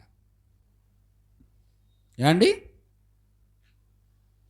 పరిశుద్ధుడైన దేవుడు చెప్తున్నాడు, వాక్యం ఎంత స్పష్టంగా మనతో మాట్లాడుతున్నప్పుడు, అంత్య దినముల యందు నీ ధనమును సంపాదించుకుంటూ నీ మనస్సాక్షిని నాశనం చేసుకుంటూ వాక్యాన్ని వ్యతిరేకిస్తూ నీకు తోచిన దుర్బోధకుల యొక్క మాట విని నడిపించబడుతూ మోసగించబడుతున్నారు. ఈ రోజున ఒక దైవజనుడు అంటే ఎలాగుండాలో చూసారు ఎప్పుడన్నా? ఆస్తులు సంపాదించుకునేవాడు దైవజనుడంటే. నీకు సంఘంలో పేద పిల్లలు అంతమంది అప్పుల బాధతో బాధపడుతుంటే నీ మందిరానికి, నీ ఇంటికి టేకు తలుపులు కావాలా? ఏ ఊర్లో నేర్చుకున్నావు నానా? Pastors be careful. రిటైర్డ్ అయిన డబ్బులతో బంగళాల మీద బంగళాలు కట్టి సేవ చేస్తావా? నీ వయసు అంతా డబ్బులు సంపాదించుకొని రిటైర్డ్ అయిన డబ్బులతో సేవ చేస్తావా? You are a pastor. ఉద్యోగం చేస్తూ సేవ చేస్తావా? You are a pastor. Be careful. విశ్వాసము కానిదేదో అది పాపం, జాగ్రత్త. ఈ రోజున నువ్వు కార్లు, బంగళాలు తప్పని నేను అంటలేదండి, ప్రభు ఇచ్చింది అనుభవించండి, తప్పేం కాదు. అంతకంటే విలువైంది ఏంటో తెలిసిన, నీ కళ్ళ ముందర అప్పుల బాధతో వ్యాధులతో బాధపడే వాళ్ళు 100 మంది ఉన్నారు నీ సంఘంలోనే. నీ సంఘంలో నీ కళ్ళ ముందర ఉన్నారు. అంటే నీ దగ్గర 10,000 ఉంటే 10,000 రూపాయలు బూట్లు కొనుక్కొని వేసుకొని టక్కు టైలు వేసుకొని సెంట్లు కొట్టుకొని తిరుగుతాడు ఆ పాస్టర్. దైవజనుడు అంటే ఏంటంటే ఆదిమాపోస్తులు అలాగున్నారా? ఆదిమాపోస్తులు ఎలాగున్నారు తెలిసిన, సంఘ పిల్లలు ఇచ్చిన కానుకలను తీసుకెళ్ళి సంఘములో ఉన్న పేదవాళ్ళందరికీ పంచిపెట్టి వాళ్ళందరూ సమిష్టిగా దేవుని ఆరాధించి స్తుతించారంటండి. ఈ రోజున నీకు డబ్బు, బ్యాంక్ బ్యాలెన్సులు, పరిశుద్ధులు సంఘంలో తింటున్నారా తింటలేదా, సంఘ పరిచర్యలో ఏదైనా అవసరాలు ఉన్నాయా లేదా, నీ ఉంగరాలు అమ్మిస్తావా, నీ వెండి బంగారాన్ని, నీ ఇల్లు వాక్యలని ఆ రోజున అపోస్తులు త్యాగం చేసి పరిశుద్ధులకి ఇచ్చి వాళ్ళు పరిశుద్ధులు పెట్టిన అన్నం తిని బతికి పరలోకం సంపాదించుకున్నారండి. నీ విశ్వాసం ఏంటి? నీ వ్యాపారాలకు పెట్టుకుంటావు నీ బంగారాన్ని, నీ ఇళ్ళకు పెట్టుకుంటావు నీ బంగారాన్ని, నీ అవసరాలకు పెట్టుకుంటావు నీ బంగారాన్ని. ఇదిగో నా కళ్ళ ముందర పిల్లలు ఉన్నారండి, పిల్లల కుటుంబం సాక్ష్యం ఇస్తున్నాను బిడ్డల కోసం. ఏమండి, వాళ్ళకు వెండి బంగారాన్ని గురించి మాట్లాడినప్పుడు నేను చెప్పినప్పుడు వెంటనే వాళ్ళకున్న వెండి బంగారాలు మొత్తం అమ్మి పారేసి సేవకులకు పంచిపెట్టేశారండి. ఈ రోజున మన సంఘంలో ఉన్నారు పిల్లలిద్దరూ ఇక్కడే. అబద్ధం ఆడతలా, వాళ్ళని అడగండి. ఈవెన్ ఒక్కగానొక్క కొడుకును కూడా సేవకి ఇచ్చేశారండి, పంచిపెట్టేశారు అంతే. పరలోకంలో వాళ్ళకి ఫలం కలుగుతుంది. Praise the Lord. ఈ రోజున పరిశుద్ధుల జీవితాల్లో ఏం జరుగుతున్నాయి, ఏం అక్కర్లు ఉన్నాయి, అవసరాలు ఉన్నాయి అడిగేవాళ్ళు ఉన్నారండి నోరు తెరిచి. అయ్యగారు ఏంటి పరిస్థితులు, రేపు బల్లారాధన ఉంది, ప్రేమ విందు ఉంది, మనం ఏం చేద్దాం, ఇదిగో మేము ఇలా చేద్దాం, ఇలా చూసుకుంటాం మాట్లాడేవారు ఉండాలండి. సిగ్గుపడండి. సిగ్గుపడాల్సిన విషయాల్లో సిగ్గుపడలేండి, చాలా ధైర్యంగా ఉంటారు. నిన్ను నీ బిడ్డలను నాశనం చేసుకునే వాటికి ₹1,000 దర్జా ఖర్చు పెడతావు. ఆకాశమందున్న దేవుడు చూస్తున్నాడు, జాగ్రత్త. నేటికి నా దగ్గరికి వచ్చిన ప్రతి రూపాయి గురించి గడగడలాడతానండి. ₹1,000 బ్యాలెన్స్ ఉంటే ఈ ₹1,000 నేను ఎలా ఖర్చు పెట్టాలో నాకు తెలియదు ప్రభువా, నువ్వు కృపని, నువ్వు ఆలోచన అయిపోతే నేను ఎలా ఖర్చు పెట్టాలో నాకు తెలీదు. ఏ అక్కర అవసరతలో ఉన్న వాళ్ళని నేను ఆదుకోవాలో నాకు తెలీదు, నువ్వు నన్ను నడిపించు అని ఏడ్చుకుంటానండి. అడుక్కుంటాను దేవుణ్ణి అడుక్కుంటాను నేను. ఇక్కడ ఒక బోర్ వేయించాలి, స్లాబ్ కట్టాలి, బిడ్డలు యవ్వన బిడ్డల్ని తీసుకొచ్చి దేవుని కొరకు పెంచాలి, ఒక విశ్వాస గృహాన్ని కట్టాలి. ఎదురు చూస్తున్నానండి. ఏమండి, మీ స్థలాలు త్యాగం చేయకూడదా? మీ వెండి బంగారాలు త్యాగం చేసి స్థలం కొని మందిరాలు కట్టి పరిశుద్ధులను పెంచడానికి ఉపయోగించకూడదండి. ఎవరికి భారం అక్కర్లా. బిడ్లరా, యోబు కానీ దావీదు కానీ వాళ్ళ మనస్సాక్షిని అనుసరించి, వాక్యాన్ని అనుసరించి నడిచినంత కాలం వాళ్ళు క్షేమంగా ఉన్నారు, దేవుని సన్నిధిని విడిచిపెట్టలా. ఎప్పుడైతే దావీదు నీతిమంతుడని సాక్ష్యం పొందిన, ఎప్పుడైతే తన మనస్సాక్షిని వాక్యాన్ని పక్కన పెట్టేశాడో దావీదు కుటుంబం పతనం అయిపోయింది. గుర్తుపట్టారా? 32:51 ఈ చదువుకోండి కీర్తనలో. దావీదు మరలా పశ్చాత్తాపడి మరలా దేవుని సన్నిధిలో ఎలా కృప పొందుకున్నాడో, దావీదు వంశంలో నుండి యేసుక్రీస్తు మరలా పుట్టడానికి గల కారణం ఏంటో ఇవన్నీ రాయబడి ఉన్నాయి. మీరు చదువుకోండి తర్వాత, నాకు సమయం లేదు. ఏమండి, దేవునికి మహిమ కలుగునుగాక. ఒక ఆత్మను అగ్నిలో నుంచి లాగినట్లు లాగండి. యోధాపత్రిక 23 చదవండానా? ఒక మాట చదవండి. నేను కొంచెం ముందుకెళ్ళి కొన్ని విషయాలు చెప్పి నేను ముగిస్తాను. సందేహపడు వారి మీద కనికరము చూపుడి. చూడండి, సందేహపడే వాళ్ళ మీద మీరు కనికరము చూపించండి, అగ్నిలో నుండి లాగినట్టు. చూసారా? ఈ రోజున ఒక ఆత్మను అగ్నిలో నుంచి లాగినట్టు లాగడానికి నీ కలిగినవన్నీ త్యాగం చేస్తారండి. పాపంలో పొరలటానికి, భూ సంబంధమైన శరీర వాంఛలు తీర్చుకోవడానికి తప్ప దేనికైనా ఖర్చు పెడతారండి? చదవండి. అగ్నిలో నుండి అగ్నిలో నుండి లాగినట్లు కొందరిని రక్షించుడి. కొందరిని రక్షించండి. శరీర సంబంధమైన వారి అపవిత్ర ప్రవర్తనకు, చూడండి, శరీర సంబంధమైన వారి యొక్క అపవిత్రమైన ప్రవర్తనకు ఏమాత్రము ఏమాత్రమును నొచ్చుకొనక దానిని అసహ్యించుకొనుచు భయముతో కొందరిని కరుణించుడి. భయంతో, దేవుని భయంతో కొంతమందిని కరుణించండి. కొంతమంది ఆత్మలైనా రక్షించడానికి పరిశుద్ధుల అవసరాలకు సహకరించండి. త్యాగాలు చేయండి. చాలు. దేవునికి మహిమ కలుగునుగాక. Praise the Lord. అందుకనే యోబు మనస్సాక్షి కాలంలో నా ప్రవర్తన అంతటిలో నా హృదయం నిందింపకుండా ఉంది అని సాక్ష్యం ఇచ్చాడు. దేవునికి మహిమ కలుగునుగాక. Praise the Lord. కొత్త నిబంధనలో మనస్సాక్షిని గురించి 1-2 వచనాలు నేను జ్ఞాపకం చేస్తాను. చూడండి నాన్న. అపోస్తుల కార్యాలు 23వ అధ్యాయం 1వ వచనం ఆల్రెడీ మనం ప్రారంభంలో చదువుకున్నాం. మళ్ళొకసారి. పౌలు మహాసభ వారిని తేరిచూచి సహోదరులారా, నేను నేటి వరకు కేవలము మంచి మనస్సాక్షి గలవాడనై. ఇప్పుడు చూడండి, మంచి మనస్సాక్షి గలవాడనై దేవుని ఎదుట నడుచుకొనుచుంటినని చెప్పెను. ఎందుకు చెప్పాలి? మీరు ఆలోచించండి. మంచి మనస్సాక్షి కలిగిన వాళ్ళు దేవుని ఎదుట సాక్షి చెప్తారండి. ఏమండి, మేము వినే వాక్యం పరిశుద్ధమైంది, మా సంఘం పరిశుద్ధమైంది చెబుతారండి. నీ నోరు తెరిచి ఎవరికన్నా చెప్తావా? నేను దేవుని ఎదుట మంచి మనస్సాక్షి కలిగి నడిపించబడుతున్నాను. ఏమండి, దేవుడు నీకు ఇచ్చిన మనస్సాక్షి గురించి ప్రజల ఎదుట యథార్థవంతులుగా చెప్పగలుగుతామండి? మరి నువ్వు దేనికి సహవాసం చేస్తావు?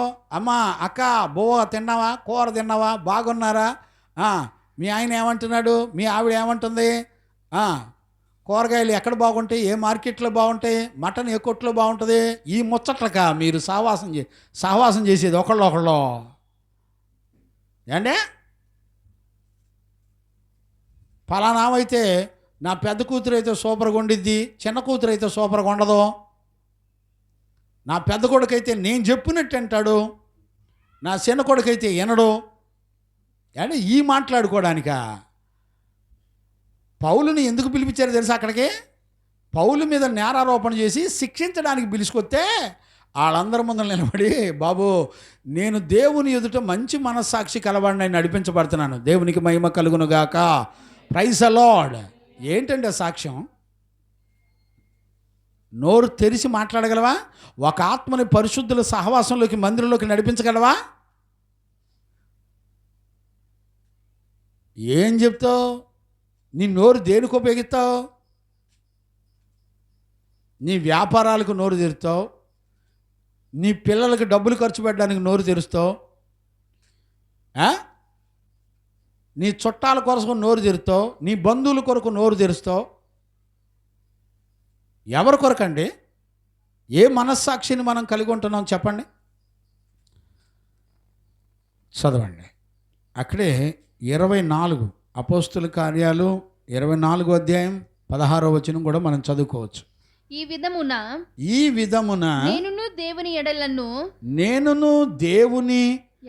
ఎడలను మనుషుల ఎడలను ఎల్లప్పుడూ నా మనస్సాక్షి నిర్దోషమైనదిగా ఉండునట్లు. ఎప్పుడెప్పుడు? ఎల్లప్పుడు. ఎవరెవరి ఎదుట?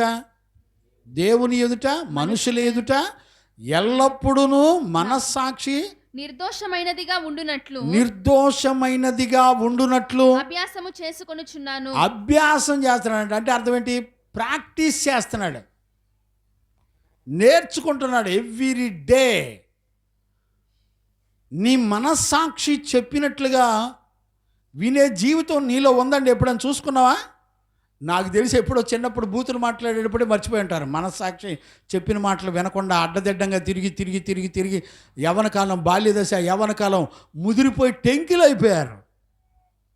అంతేనండి. 75 సంవత్సరాల ఎక్స్పీరియన్స్ ఉంది లోకంలో. మనస్సాక్షిని చంపేసి దాన్ని పిసికి పేడ చేసి ఇంకేమంటారు? కట్టయ్యా, నువ్వు కూర్చో, ఆయన లేచాడుగా, అది కడతావా, కట్టే. దేవునికి మహిమ కలుగునుగాక. Praise the lord.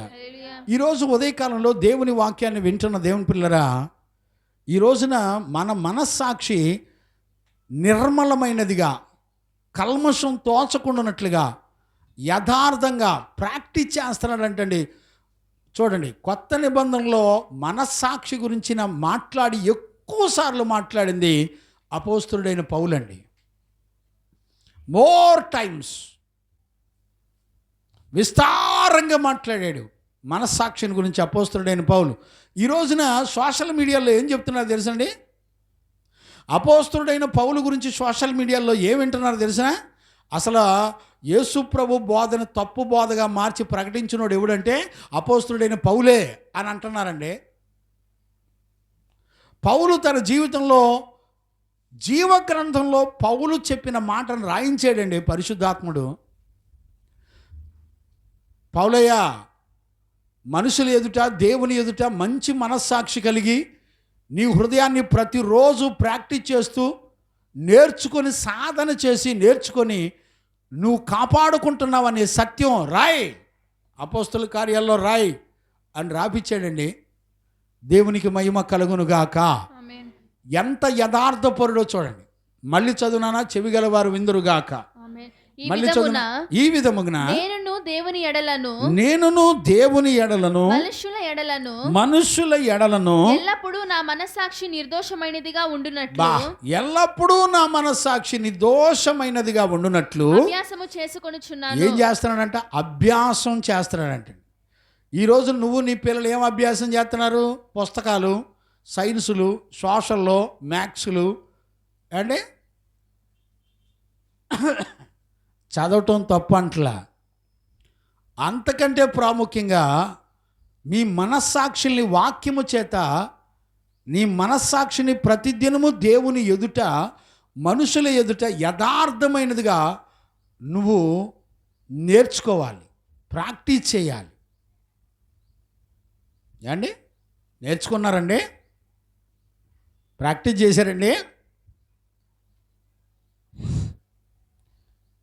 ఈ రోజున నీ మనస్సాక్షి నేరారోపణ మోపుతున్న, పరిశుద్ధ జీవితం దేవుని ఎదుట చేయటం చేతకాక దొంగల్లాగా పారిపోయి, సంఘాలను వదిలిపెట్టి పారిపోయి బ్రతుకుతున్నారు.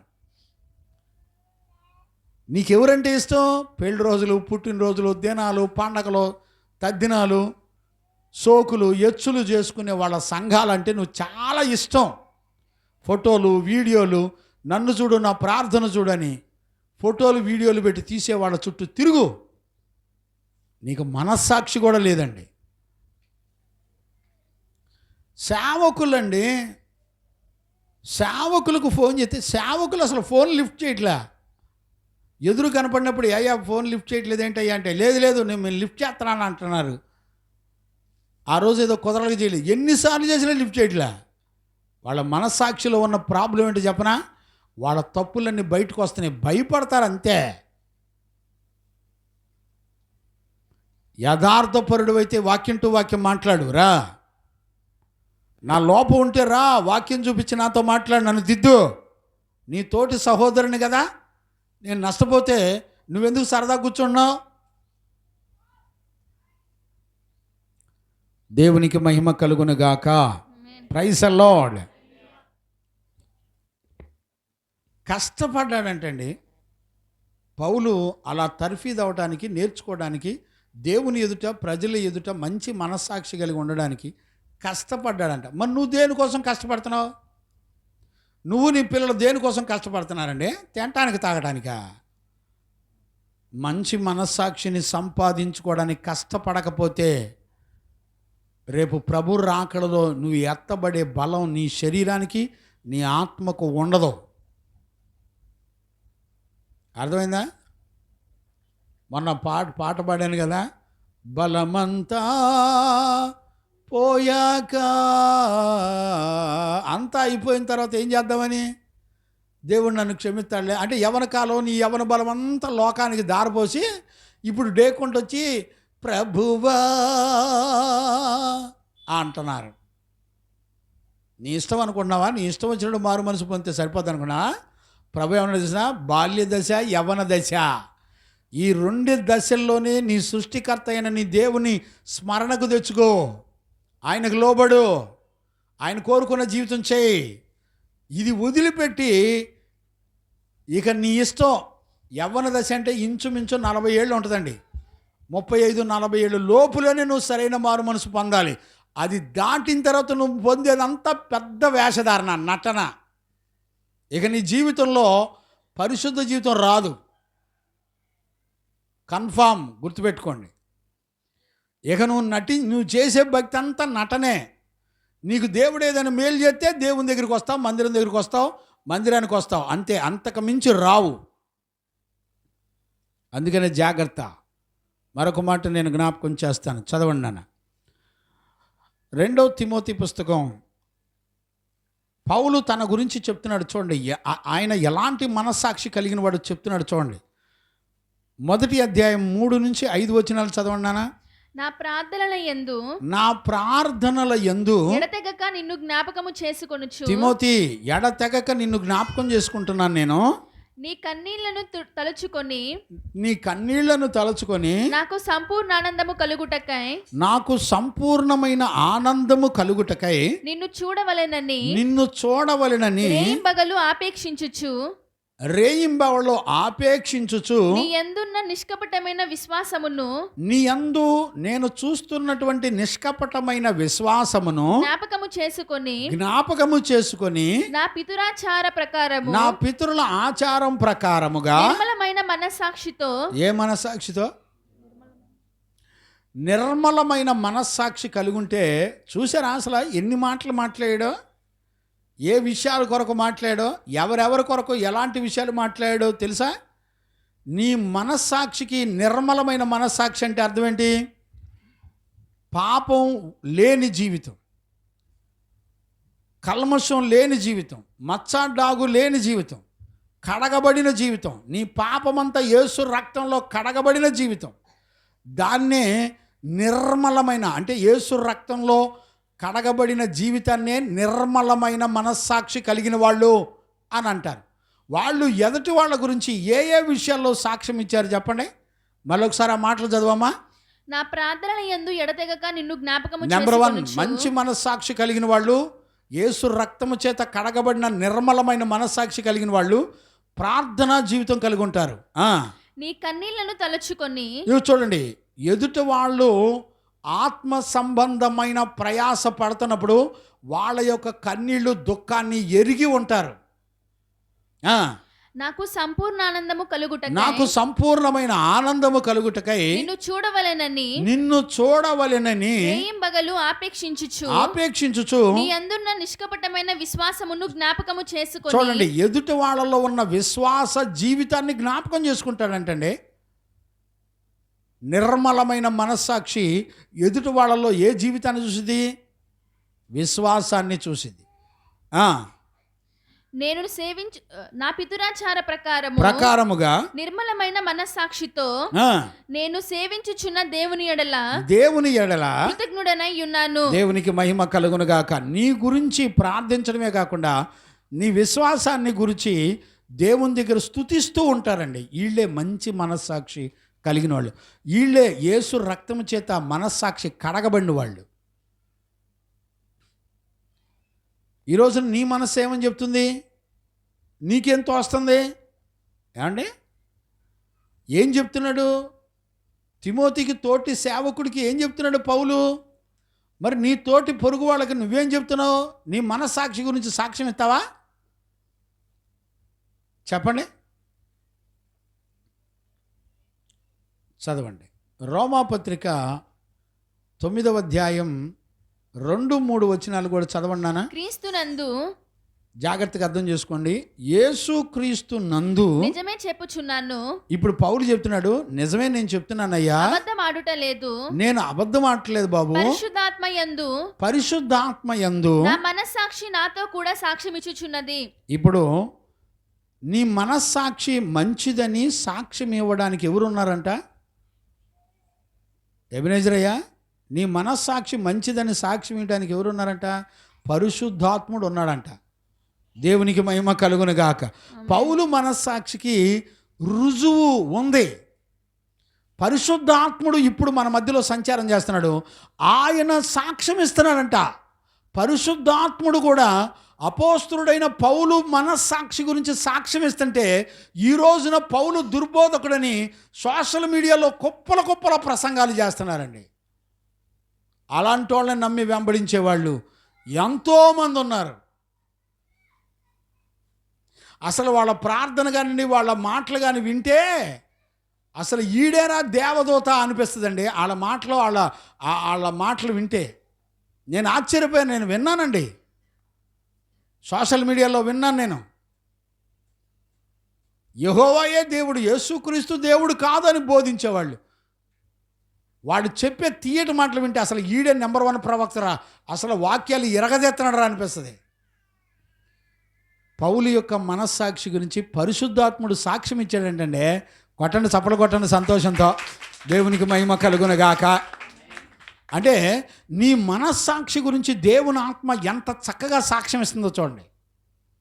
పౌలు ఎంత ధైర్యంగా తిమోతికి చెప్తున్నాడు. తిమోతి, రోమా సంఘానికి చెప్తున్నాడండి పౌలు, ఓ రోమీలారా, నా మనస్సాక్షి, నేను నిజమే చెప్తున్నాను, నేను అబద్ధం ఆడతల్లా, నేను సత్యమును చెప్తున్నాను. నేను ఏంటో తెలిసిన, నా మనస్సాక్షి గురించి సాక్ష్యం ఇచ్చేవాడు పరిశుద్ధాత్మ దేవుడు ఉన్నాడు.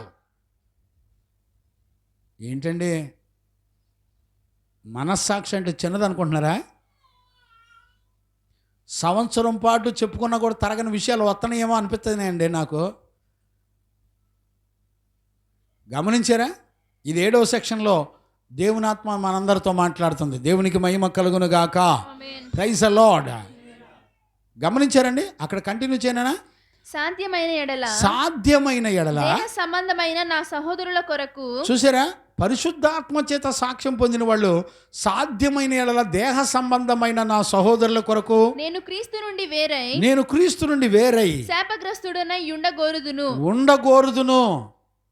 నేను ఒంగోలులో ఒక పాస్టర్లందరూ కలిసి నా మీద నేరారోపణ మోపుతుంటే, నేను వాళ్ళ మధ్యలో నిలబడి, అయ్యా, నేను గనక పిల్లలకి వాక్యంలో లేని అపవిత్రత కానీ పాపం కానీ నేర్పుంటే నా పీక కోసుకొని చచ్చిపోవటం దేవుని ఎదుట న్యాయమైనదయ్యా, నేను అలాంటి వాడిని కాదు అని చెప్పా, సాక్ష్యం ఇచ్చా. ఒక బ్రదర్ అంటాడు, ఏంటి పీక కోసుకొని చచ్చిపోతానన్నా అది తప్పు కదా, నువ్వు పాపం చేసినట్టు కదా, అది బైబిల్ వాక్యానికి విరుద్ధమైంది కదా. పౌలు ఏమన్నాడు? ఒకవేళ నా సహోదరులను రక్షించలేకపోతే, మళ్ళీ చదవమా మాట, సాధ్యమైన ఎడల. ఇప్పుడు పరిశుద్ధాత్మ చేత మంచి మనస్సాక్షి గురించి సాక్ష్యం పొందినటువంటి అపోస్తలుడైన పౌలు అనే మాట ఏమన్నాడు? సాధ్యమైన ఎడల దేహ సంబంధమైన నా సహోదరుల నిమిత్తము నేను క్రీస్తు నుండి వేరై. ఏమండి? క్రీస్తు నుండి వేరై అంటే అర్థం ఏంటి? నరకం. క్రీస్తు నుండి వేరవటం అంటే అనే మాటకు అర్థం ఏంటంటే నరకం అని అర్థం. నరకంలో ఉండడం మంచిది అంటున్నాడండి. ఏమండి? లేఖనాలు చదివే వాళ్ళు ఉన్నారా? తెలుసుకునే వాళ్ళు ఉన్నారా? దేవునికి మహిమ కలుగునుగాక. Praise the lord. హల్లెలూయా. అందుచేత అపోస్తలుడైన పౌలు ఎంత చక్కటి స్టేట్మెంట్ ఇస్తున్నాడు చూడండి. అందుకని మంచి మనస్సాక్షి కలిగిన వాళ్ళు తోటి సహోదరులను రక్షించుకోవడానికి వాళ్ళకు కలిగినవన్నీ త్యాగాలు చేస్తారండి. త్యాగాలు చేస్తారంతే. బిడ్డలారా, జాగ్రత్త. దైవజనులైనా సంఘమైనా ఎలాంటి సాక్ష్యాలు, ఎలాంటి మంచి మనస్సాక్షి కలిగి దేవుని ఎదుట బ్రతుకుతున్నారో లేఖనాల్లో మనందరం కూడా చూసి పరిశోధించి పరీక్షించుకోవాలి. అలా గనక లేకపోతే మన బ్రతుకులు ఎంత సర్వనాశనం అవుతాయో మీరు గుర్తుపట్టకపోతే కష్టం.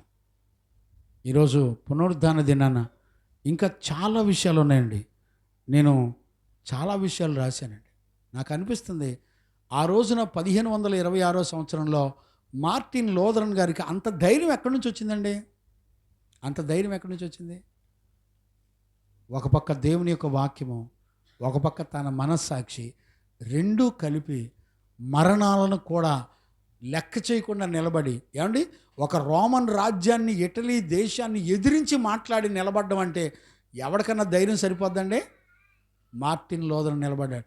ఈ రోజున ఆయన ఒక్కడు నిలబడితే ఇప్పుడు ప్రపంచానికి ఈ జీవ గ్రంథం అన్ని భాషల్లో, ఎన్ని భాషలు ఉన్నాయో అత్యధికంగా అన్ని భాషల్లో, ఎక్కువ భాషల్లో ప్రింట్ అయిన బైబిల్ ఇది రావడానికి కారణం ఏంటంటే మంచి మనస్సాక్షికి ఇచ్చిన ధైర్యం మీద నిలబడి త్యాగం చేశాడు. తన ప్రాణాన్ని కూడా నష్టపరచుకోవడానికి ఇష్టపడి నిలబడి వాక్యం ప్రకారంగా, మనస్సాక్షి ప్రకారంగా నిలబడ్డాడు. ఇప్పుడు ఆయన చనిపోవచ్చు, కానీ ఆయన చేసిన త్యాగం నేటికి మనందరినీ రక్షిస్తుంది. ఈ రోజున ప్రపంచం అంతా సువార్త ప్రకటించబడుతుందంటే కారణం ఏంటి చూసిన? మార్టిన్ లూథరన్ గారు చేసినటువంటి త్యాగమే. ఆయనకు దేవుడిచ్చిన మంచి మనస్సాక్షే. ఈ రోజున నేను అడుగుతున్నాను, ఈ రోజున మనకు దేవుడిచ్చిన మనస్సాక్షిని కాపాడుకుంటున్నామండి? కాపాడుకొని బ్రతికితే ఖచ్చితంగా ఒక రోజున దేవుని ఎదుట మనందరం నిలబడగలం. దేవునికి మహిమ కలుగునుగాక. Praise the Lord. అలాంటి కృప యేసయ్య మనందరికి అనుగ్రహించి నడిపించునుగాక. ఆమేన్. ప్రార్థన చేసుకుందాం. మోకరించండి, ప్రార్థన చేసుకుందాం. స్తోత్రం స్తోత్రం స్తోత్రం స్తోత్రం స్తోత్రం స్తోత్రం స్తోత్రం స్తోత్రం స్తోత్రం స్తోత్రం స్తోత్రం చేద్దాం. నాన్న ప్రార్థన చేద్దాం. మౌనంగా ఉండొద్దు. మనందరం కూడా నోరు తెరిచి ప్రార్థన చేద్దాం. ప్రార్థన చేద్దాం. మహాపరిశుద్ధుడైన తండ్రి, నీకు కృతజ్ఞతాస్తుతులు చెల్లిస్తున్నాను నాయన. ఈ పునరుద్ధాన దినాన నీ వాక్కును పంపి నీ బిడ్డలమైన మమ్మల్ని అందరినీ దర్శిస్తూ వచ్చారు నాయన. మంచి మనస్సాక్షి కలిగినటువంటి యోబు, దావీదు, అపోస్తలుడైన పౌలు, తిమోతి, వీళ్ళందరూ నాయన మంచి మనస్సాక్షి కలిగిన వాళ్ళుగా దేవుని ఎదుట నడిపించబడతా ఉన్నారు బాబు. ఈ రోజున వాళ్ళ మంచి మనస్సాక్షి ఎలాంటి పరిస్థితుల్లో నిలబడి నాయన మార్టిన్ లూథరన్ గారి జీవితాన్ని జ్ఞాపకం చేశారు ప్రభా. ఈ రోజున ఆయన చేసిన త్యాగం, ఆయనకు నువ్వు అనుగ్రహించిన ధైర్యం, విశ్వాసం ఈ రోజున ప్రభా ప్రపంచం అంతా దేవుని వాక్యాన్ని ఉచితంగా చదువుకొని రక్షించబడి కోట్ల ఆత్మలు కాపాడబడుతున్నాయి నాయన. ప్రాణాన్ని కూడా నష్టపరుచుకొని నిలబడ్డాడు. ఒక ఇటలీ, రోమా దేశాన్ని ఎదిరించి నిలబడ్డాడు నాయన. ఒక ఆర్సిఎంను ఎదిరించి నిలబడ్డాడు. రోమన్ కేథలిక్ సంఘాలను ఎదిరించి నిలబడ్డాడు. ఈ రోజున మాకున్న మనస్సాక్షి త్యాగాలు చేయకపోతే, మంచి మనస్సాక్షి లేనివారుగానే నష్టపోయి ఆరుని అగ్నిలోకి వెళ్ళిపోతాం నాయన. ఈరోజు పునరుద్ధాన దినాన నీ బిడ్డలతో, నాతో మీరు మాట్లాడుతూ వచ్చారు ప్రభా. నీ బిడ్డలమైన మమ్మల్ని అందరినీ కృపతో జ్ఞాపకం చేసుకోండి.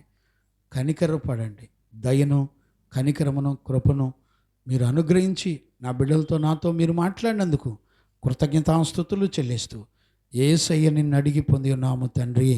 ఆమేన్. ప్రార్థన ఆలకించి అడిగినవన్నీ మన జీవితంలో జరిగించి విశ్వాసము ద్వారా యోబు, అబ్రహాము, అలాగే మరి దావీదు ఎలాగ నడిపించబడ్డారు, అపోస్తులు ఎలా నడిపించబడ్డారు, అలాంటి ఆత్మచేత మనలందరినీ నడిపించునుగాక. ఆమేన్. మంచిది. మనందరం